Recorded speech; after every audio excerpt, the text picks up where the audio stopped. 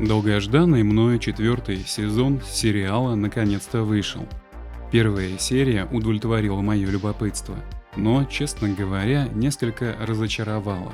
Ведь первый сезон настоящего детектива, по всей видимости, так и останется неприступной вершиной пессимистической кинофилософии и трагического мифа, созданной талантливым драматургом Ником Пиццолатто.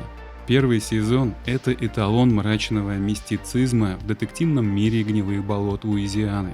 Это глубокая драма всего человечества, как отвратительного воплощения демонических сил или порождения чистого зла и хаоса. Мир, в котором еще не все потеряно, в котором еще остается непостижимый шанс перевесить чашу весов в сторону добра.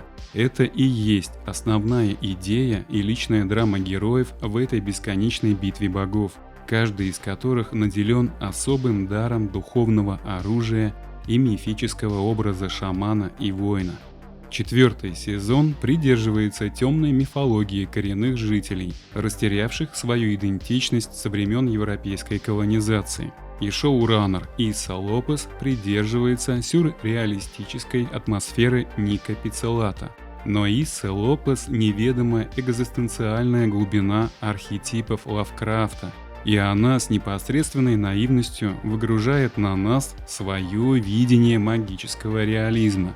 Это и есть моя претензия к ее мексикано-эскимосской интерпретации, которая, несмотря на великолепную постановку и убедительную игру актеров, вызывает возмущение моего подсознания, которое потешается над такой детской фантазией, намеренно искажающей действительность. Для начала давайте сравним творческий стиль вступительной заставки из первого сезона и этого, 4-го.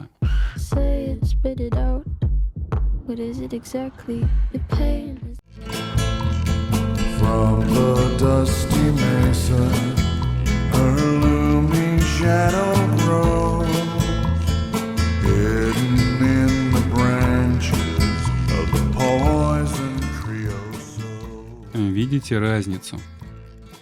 А музыкальное сопровождение?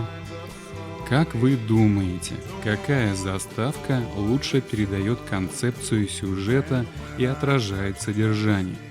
И это сильно бросается в глаза. После заставки мы наблюдаем очень добротную экспозицию. Мы погружаемся в интригующее мистическое происшествие и аморальную, дурно пахнущую атмосферу маленького городка. Это гнилое место, которое порождает гнилых людей, а полярная ночь, как катализатор истинных форм и свойств, раскроет суть происходящего и, наверное, нам предоставит возможность подтвердить выражение «ночью все кошки серы». Странная сцена с лосями увеличивает напряжение перед трагическим событием. Лоси, ведомые неведомой силой, бросаются с обрыва в смертельную бездну.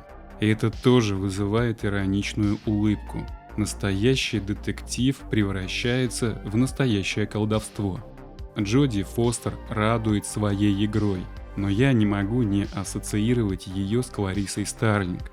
Мы вновь видим похожий образ, только здесь она немного старше, жестче и циничней. Обратите внимание на ее невербальную реакцию.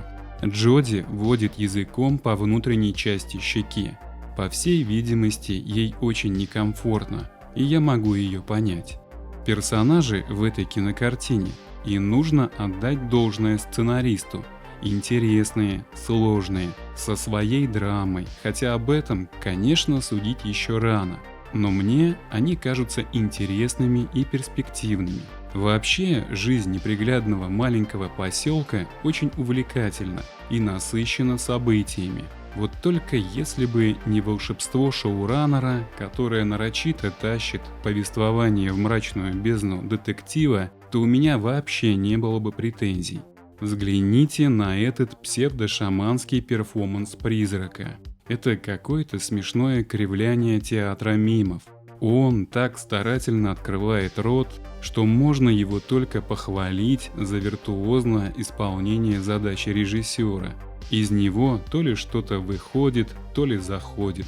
Эпатажный припадок затихает указателем на открытую развязку этого эпизода. А теперь давайте сравним эту сцену с аналогичной из сериала Twin Peaks. Как вы думаете, где магического символизма больше и чьи образы художественней? Исса Лопес не понимает природу символических архетипов. Она не разбирается в мифологии. Отсюда и происходят эти примитивные методы и приемы, которые сильно меняют атмосферу и восприятие. Как я и говорил, это единственная моя претензия. А в остальном это добротный сериал. Конечно, еще рано делать выводы, но направления видны невооруженным глазом. Есть большие опасения, что магия Лопес превратит настоящий детектив в настоящий фарс индейских духов и призраков.